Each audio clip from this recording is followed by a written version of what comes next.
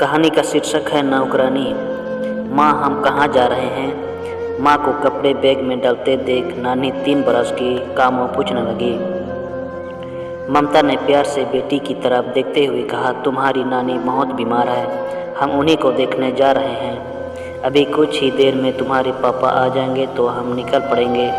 कैलाश के घर आते ही कामों पापा पापा आ गए कहकर दौड़ी। ममता और कैलाश ने अपने ही नाम से निकालकर अपनी बेटी का कमलेश नाम रखा था, लेकिन प्यार से उसे कामों ही सब बुलाते थे। कैलाश ने स्कूटर पर बैग रखा और झटपट माँ बेटी सवार हो गए। ममता थोड़ा बड़बड़ाई, अगर गाड़ी कर लेते तो कौन सा खर्च कर बाहर टूट पड़ता। अरे एक नहीं 10 जगह फ़ोन किया, सबके सब शादियों में व्यस्त हैं। तू बैठ तो सही अपनी फटफटिया पर, देख तो मुझे कैसे 1 घंटे में पहुंचाता हूं। कैलाश का भी अपना ही अंदाज था। छोटी सी मिठाई के डिब्बे बनाने की फैक्ट्री थी। ज़्यादा नहीं, बस गुजर अच्छे से निकल रहा था। देखते ही देखते स्कूटर हवा से बातें करने लगा। पीछे बैठी ममता ने कहा, धीरे चलाइए जनाब, कहीं मैके पहुंचने की बजाय ऊपर ही ना पहुंच जाए। दोनों पति पत्नी अपने ही मजाक पर हंसने लगे। कामों हमेशा की तरह आगे ही खड़ी थी। अभी कुछ और आगे बढ़े ही थे कि पीछे से तेजी से आते ट्रक का संतुलन बिगड़ा और कैलाश का स्कूटर देखते देखते एक तेज वेग से जाकर गिरा। तीनों के जिस्म अलग अलग दिशाओं में उड़े। कैलाश और ममता ने वहीं दम तोड़ दिया। कामों एक घास फूस के ढेर पर जा गिरी और 1-2 खरोंचों के अलावा कोई बड़ी चोट नहीं आई। देखते देखते पास की दुकानों से लोग दौड़े चले आए।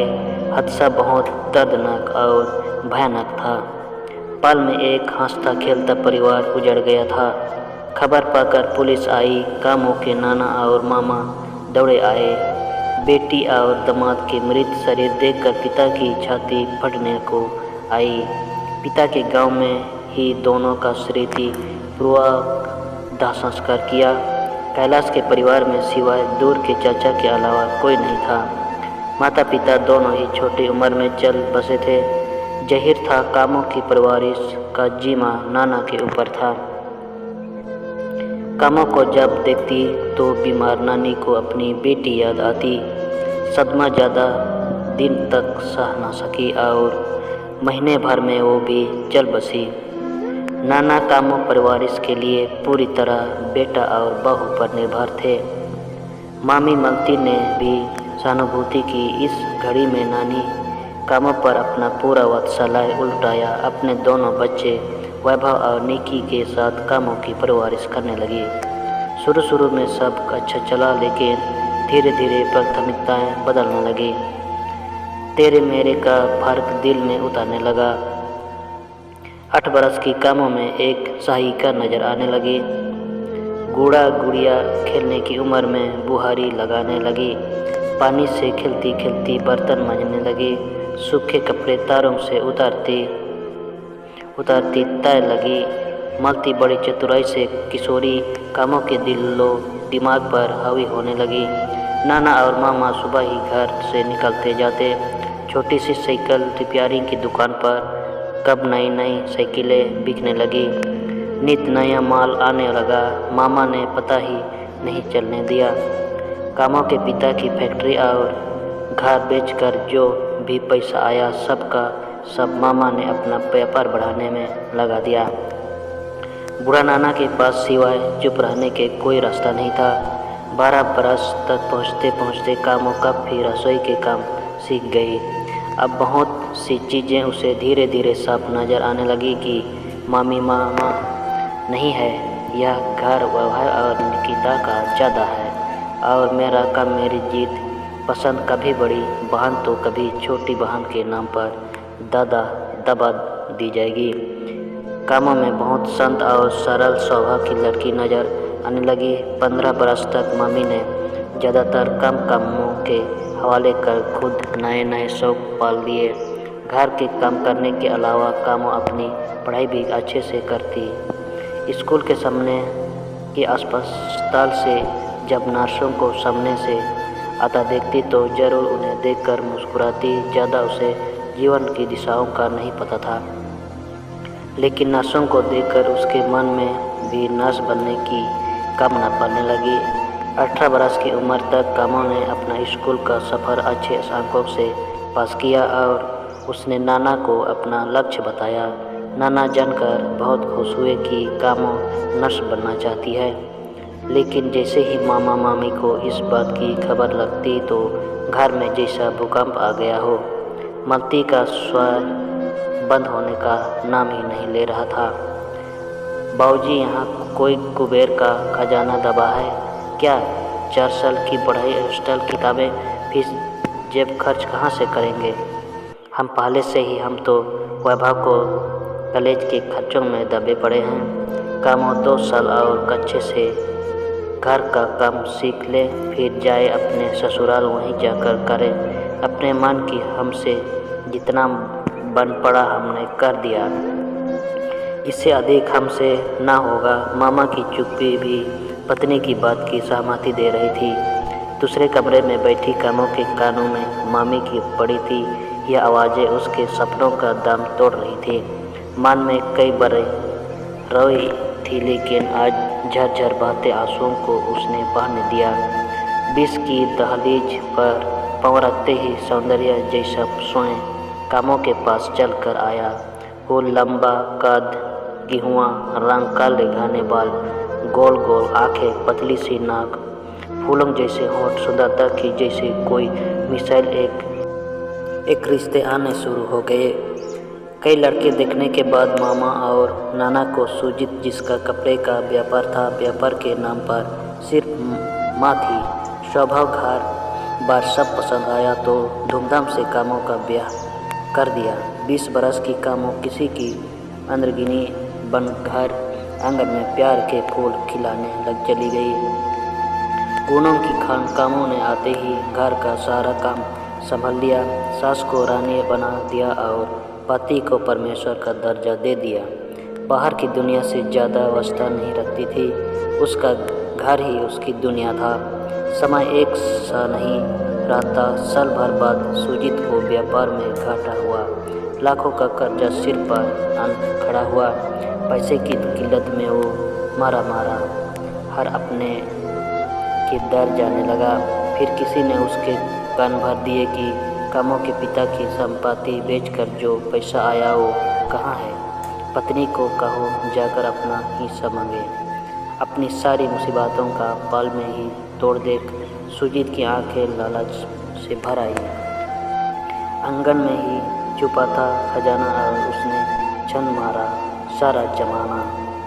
मौका देखते ही उसने कामों से बात की तो उसने बिना देर किए साफ इनकार कर दिया कि उस घर में अब उसके लिए कुछ नहीं है। सुजीत भी कहाँ हर मांगने वाला था। उसने एक नहीं 2-3 बार उसे मायके भेजा और हर बार वो बिना बात किए बस सबसे मिलकर आ गई। वो जानती थी उस घर में बार बार जाना पानी में लाठी मारने के बराबर है। पत्नी का सहयोग न मिलता देख माँ ने सलाह दी, इसे कहीं बाहर घुमाने ले जा, खिला पिला कुछ खरीदारी कर, शायद अकेले में तेरा दर्द समझ जाए। सुजीत को सुझाव अच्छा लगा और वो 2 दिन के लिए कामों को शहर घुमाने ले गया। फूल उगाने के लिए ज़मीन तैयार करने की कोशिश करने लगा।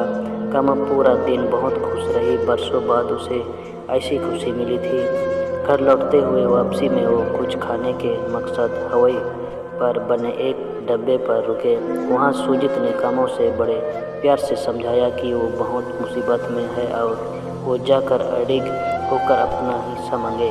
पति के मुंह से फिर से वही बात सुनकर कामों ने एकटक जवाब दे दिया, एक नहीं 1000 बार भी कहोगे मेरा जवाब ना ही है। सुजीत सुनकर झल्ला उठा, पागलों की तरह इधर उधर घूमते हुए बड़बड़ाने लगा।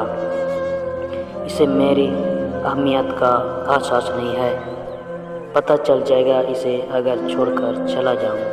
ऐसा विचार मन में आते ही एक विकृत सा विचार मन में कौंध गया। क्यों ना थोड़ी देर के लिए इसे अकेला छोड़कर जाऊं, क्या पता इसकी अकल ठिकाने आ जाए। यह सोचते ही वो एक योजना लेकर चरपाई पर बैठी कामों के पास आया और बोला कि यहाँ से 15 मिनट की दूरी पर उसका एक दोस्त रहता है, वो उसी कुछ पैसे देने के लिए तैयार है। वो खाना ऑर्डर करें, वो 1 घंटे में वापस आ जाएगा। कामों ने जिद की कि उसे भी साथ ले जाए, लेकिन वो अभी आता हूँ कहकर जल्दी से गाड़ी लेकर निकल गया। आधे पौने घंटे तक गाड़ी चलाने के बाद उसे बाजार की कुछ रौनक नजर आ उसी तरफ निकल गया। सामने भटूरे छोले का ठेला देखकर उसकी भूख मचल उठी। थोड़ा वक्त भी बिताने था तो एक प्लेट का ऑर्डर दे दिया। तभी उसके कंधे पर पीछे किसी ने हाथ रखा तो देखा पुराना दोस्त खड़ा था। उसने आग्रह किया कि पैक करवा कर ले चलते हैं, पीछे ही उसका छोटा सा घर है, अकेला रहता है, वहीं बैठकर खाते हैं। सुजीत के दिमाग में अकेली बैठी पत्नी घूम रही थी। आधे घंटे में ही वो लौट आ जाएगा, यह सोचकर वो चल दिया। दोस्त के घर अभी गाड़ी में बैठा ही था कि माँ का फोन आया कि कब आ रहे हैं, 9 बजे जाएंगे। यह कहकर फोन गाड़ी में ही रख दिया। सालों बाद मिले यार की स्वभाव में दोस्त ने शराब की बोतल भी खोल दी। सुजीत ना करने के बावजूद भी पीता गया। पेट में खाना नशे में चूर थका हुआ जिस्म कुछ ही देर में लुढ़क गया और देखते देखते गहरी नींद में सो गया। पति को निकले 1 घंटे से ज़्यादा समय हो चुका था। कामों उसी राह में टकटकी लगाए बैठी थी। ढाबे वाला बाबा भी सब देख रहा था। जब 2 घंटे तक पति नहीं आया तो बाबा ने आकर कामों से सारी बात पूछी। उसने बताया कि घंटे भर में लौट आऊँगा कह कर गए थे, ना जाने कहाँ रह गए। बाबा ने कहा तो बेटी फ़ोन कर लो। कामों मेरे पास फ़ोन नहीं है। बाबा नंबर याद है? कामों हाँ याद है। बाबा तो यह लो मेरा फ़ोन, और जब तक वो नहीं उठाता निरंतर करती रहो। कामों धन्यवाद आपका बाबा। यह क्या सुजीत फ़ोन उठा ही नहीं रहा था। अब डर के साथ पति की खैरियत की चिंता भी सताने लगी। देखते देखते अंधेरा बढ़ने लगा। कुछ और न सूझा तो अपनी सासू माँ को फ़ोन मिलाया तो उसने बताया कि उसकी बात हुई है और वो सही सलामत है और जल्दी लौट आएगा। चिंता मत करो, पति सही है। यह जानकर मन को राहत मिली। फिर यह सब उसने क्यों किया? कहीं उसने सताने के इरादे से तो नहीं। यह ख्याल आते ही कामों का दिल बैठा। पति की इस घिनौनी हरकत से उसकी आत्मा दर्द और पीड़ा से भर गई। जिसे उसने हृदय से प्रेम किया, उसने चंद रुपयों के लिए उसे यह सज़ा सुनाई। अब तक रात के 9 बज चुके थे। बाबा भी ढाबा बंद करने की तैयारी में था। न जाने कितने लोगों की अच्छी बुरी नज़र कामों पर पड़ी। तभी आखिरी गाड़ी वहाँ आई। पति पत्नी दोनों डॉक्टर थे। उन्हें भी कामों की बाबा से सारी कहानी पता चली। निकलने से पहले उन्होंने कामों को कहा कि वो चाहे तो उनके साथ चल सकती है। सुबह वो उसे उसके गांव छोड़ देंगे। बाबा ने कामों को कहा, बेटी तुम सोच लो अच्छे से, वरना मेरे साथ मेरे घर चलो। घर में मेरी पत्नी है, तुम्हें कोई दिक्कत नहीं होगी।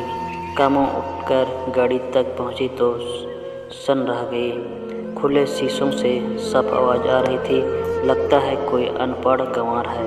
पति बीच राह में ही छोड़ गया है। हम अपने ही घर रख लेंगे, नौकरानी तो हम भी कब से ढूंढ रहे हैं। डॉक्टर की पत्नी की इस आवाज़ से कामों दौड़कर बाबा के पास आई और कहने लगी, बाबा मैं तुम्हारे संग चलूँगी। आधी रात तक बाबा की पत्नी से बातें करती रही। उसे सारे अपने जीवन की कहानी सुनाई। फिर अकेली बैठी सोचती रही। पति ने अंधेरे से छोड़कर हजारों उसके भीतर चेतना के दिए जला दिए थे। कामों पहली बार खुद से मिली थी। अपने बहाते आंसुओं के पीछे छिपी अपनी उस शक्ति को भी पकड़ने लगी जो कहीं परिस्थितियों के वशीभूत, कहीं गहरे में दब गई थी। उसने उस रात अपने अस्तित्व और नारीत्व दोनों का मन बचाने की अपने भीतर प्रतिज्ञा ली। वो कामों जो दूसरों में अपना सहारा ढूंढती रही, आज वो अपना सहारा खुद बनने को तैयार थी। उधर आधी रात को पति की नींद खुली तो पहला ख्याल उसे कामों का आया। डर और चिंता में उसका शरीर कांपने लगा। पश्चाताप और आत्मग्लानि से उसके आंसू बहने लगे। अपनी निजता पर उसे स्वयं पर धिक्कार आने लगा। गाड़ी में बैठते ही उस नंबर पर फ़ोन करने लगा जिस पर पत्नी ने कई बार फ़ोन किया था। तेज स्पीड से आधे घंटे में ढाबे के बाहर खड़ा था। सुबह के 5 बजे जब बाबा और कामों निकलने के लिए तैयार हुए तो अम्मा ने पूछा कि क्या सोचा बेटी, कहाँ जाओगे? नाना के घर या पति के घर? मैं अपने घर, अपने पति के पास जाऊंगी। एक स्त्री के लिए उसके पति के घर से बढ़कर कोई सुरक्षित घर नहीं होता। यह मैंने एक रात में जान लिया। अंधेरे में छोड़कर उसने मुझे बहुत उजाला दिखाया। अब उसे रोशनी में लाना मेरी जिम्मेदारी है। एक आत्मविश्वास से भरी कामों यह कहकर अम्मा से गले मिलकर चल दी। अम्मा ने आशीर्वाद देते हुए कहा, हमेशा खुश रहो बेटी। ढाबा पर पति की गाड़ी देखकर वो बाबा को धन्यवाद देकर गाड़ी की पिछली सीट पर बैठ गई। हफ्ते भर तक सुजीत पागलों की तरह बीवी की माफ़ी के लिए उसके आसपास घूमता रहा और आखिर एक रात को रो पड़ा। आत्मा पर पड़ा बोझ उसे खाए जा रहा था।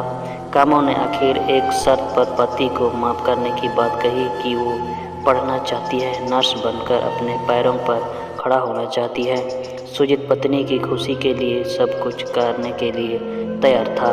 कामों को नर्सिंग में दाखिला ही नहीं बल्कि बैंक से शिक्षा ग्रहण करने के लिए लोन भी मिला। कामों ने जैसे ही अपनी नर्स की डिग्री ली तुरंत उसे एक अच्छे अस्पताल में नौकरी मिल गई। और फिर एक सुबह ऑपरेशन थिएटर में चेहरे से मास्क हटाते ही सामने खड़े डॉक्टर ने कहा, मैंने तुम्हें कहीं देखा है। मैं वही ढाबे वाली लड़की हूँ सर, जिसे आप अपने घर की नौकरानी बनाना चाहते थे। मुझे स्वावलंबी बनाने में काफ़ी हद तक आपकी पत्नी का भी योगदान रहा है। डॉक्टर हैरानी से कामों की ओर देख रहा था और कामों वहाँ से मुस्कुरा कर निकल गई। लेखिका अभिषिका अक्कड़। कहानी पूरी देखने के लिए धन्यवाद। आपकी कहानी के बारे में क्या विचार है हमें कमेंट